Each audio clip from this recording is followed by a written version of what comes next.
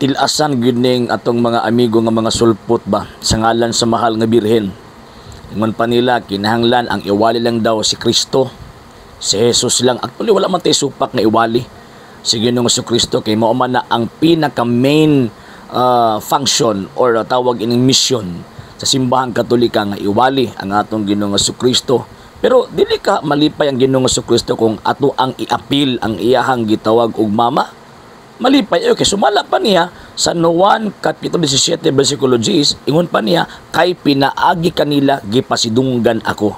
Kana gani mga apostol gani ang but pasabot din na, pero unsa naka ang iyang mama? Kung napasidunggan ang Kristo, pinaagi siyang mga apostol, how much more sa iyang gitawag og mama? Mas malipay siya nga naman kay pinangga kaayo ni Kristo ang iyang mama.